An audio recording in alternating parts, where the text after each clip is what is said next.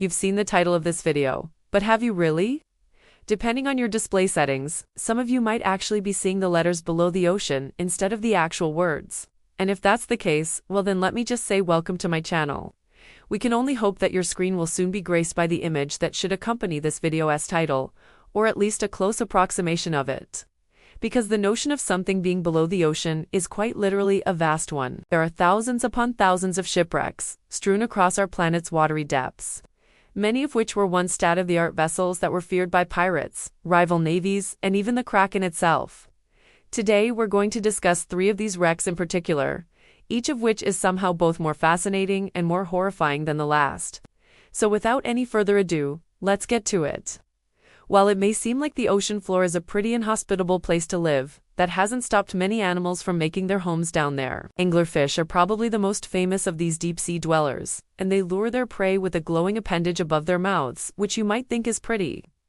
Cruel if you haven't realized yet that anglerfish prey primarily on other fish.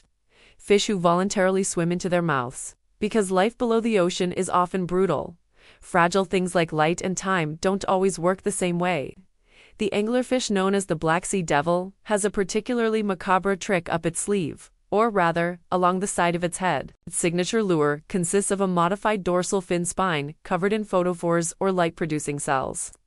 These bioluminescent lures hang off the side of the fish's head like an unlit candle stub, and they grow longer the more the fish matures.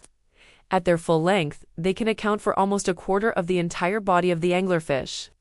The lure dangles just above the mouth of the fish, which is lined with rows upon rows of sharp teeth. When the fish is ready to eat, it sways its appendage slowly and enticingly until unsuspecting prey swims right up to it, and unwittingly into the gaping maw of the waiting predator. Anglerfish aren't picky eaters either. They'll consume just about anything that they can catch, including smaller anglerfish. But while they usually reel their victims in with their flashy lights, sometimes they opt for a sneak attack. Deep-sea anglerfish tend to be much darker in color than their shallow water cousins, so their silhouettes are harder to make out against the faint light filtering down from above. This makes them ideal ambush predators, especially when they use their bodies to block the light from reaching their lure.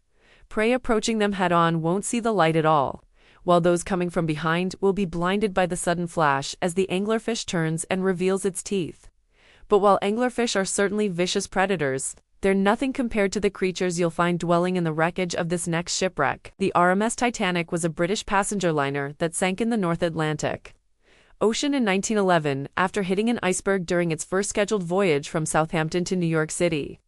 More than 1,500 passengers and crew members died, making it one of the deadliest commercial shipwrecks in modern history. And because the wreck wasn't discovered until nearly 2 decades later, it quickly became a final resting place for all manner of sea creatures. While animals had been boarding the Titanic before it sank, scavengers were quick to colonize the ship once it was resting permanently at the bottom of the ocean. Sea life tends to move fast when there's food to be had, and the decomposing bodies of the passengers and crew provided plenty of that. Within weeks, scavengers had stripped the corpses of all their flesh, leaving only bones and personal belongings behind. It wasn't long before larger animals took an interest in the wreck as well. The skeleton of the Titanic is now draped with a thick carpet of crustaceans, most notably crabs, lobsters, and shrimp. These crustaceans are joined by sea spiders, brittle stars, anemones, and other predatory creatures, which congregate around the ship for the ample food supply. In fact, scientists estimate that there are over 2,300 tons of living animals living inside and attached to the Titanic. That's about as heavy as 60 fully grown African elephants. With such a large population of animals living in close proximity, diseases and parasites run rampant aboard the ghostly ship. Isopods, sea lice, and copepods all lay siege to the residents of the Titanic. Which is lucky for us humans, since their presence means that no one else will be joining us down there anytime soon. The term homeless person, living in a cardboard box, gets thrown around a lot these days to describe someone who is poor and living on the streets. But did you know that there is an entire species of fish that lives its whole life in a self-made cardboard box? The mudskipper is a small amphibious fish that lives in brackish waters and spends a good portion of its life out of the water. Like other fish, they breathe underwater using their gills, but their skin also allows them to absorb oxygen from the air. This adaptation gives them the ability to travel long distances on land without drying out and dying, which they do by wriggling their bodies in a snake-like motion. Mudskippers can grow to be around 40 centimeters long and sport scaleless bodies with large heads and mouths, which they use to slurp up prey like aquatic invertebrates and small fish. And while you might assume that a fish capable of surviving out of water would choose to spend its time on dry land, mudskippers prefer to stay in the water whenever possible. However, they are periodically forced onto land by tides or by predators, and they have evolved to take advantage of this unfortunate circumstance. Mudskippers are actually one of the few fish that can produce a low croaking sound, which they do by sucking air into their swim bladders and forcing it through their open mouths. This sound is loud enough to startle predators and can carry for several meters underwater when threatened.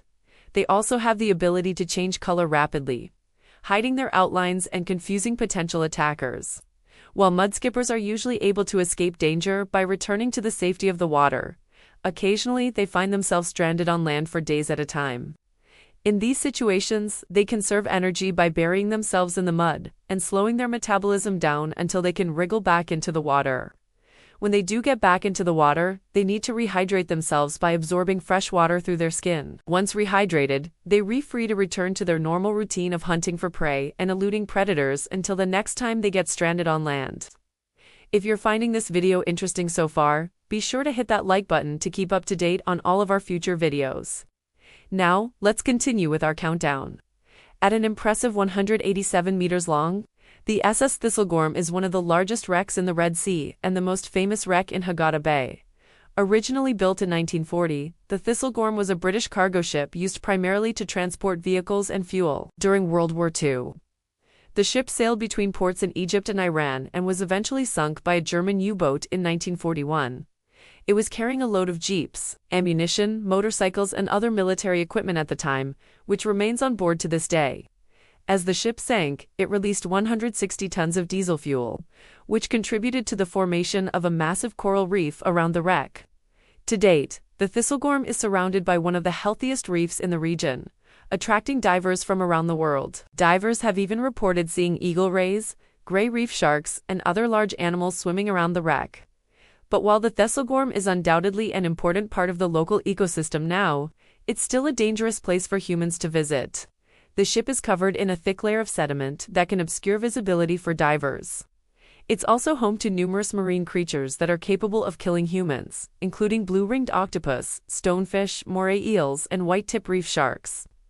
Divers have even reported seeing giant squid in the area, though none have ever been recovered. So if you plan on diving the Thistlegorm, be sure to bring a buddy. Now with that warning, let's take a look at the final wreck on our list. If the ocean floor is a harsh mistress, then the Mariana Trench is a downright abusive one. It is the deepest part of the ocean, with a maximum depth of nearly 11 kilometers. At this depth, sunlight cannot penetrate, meaning that no photosynthesis can occur, and no light can be seen. The pressure at the bottom of the Mariana Trench is nearly 1,000 times greater than the pressure at sea level. It would take nearly 900 jumbo jets to equal the weight pressing down on a single square centimeter at the bottom of the trench. Creatures living here must contend not only with the crushing pressure but also with near-freezing temperatures and a complete lack of food.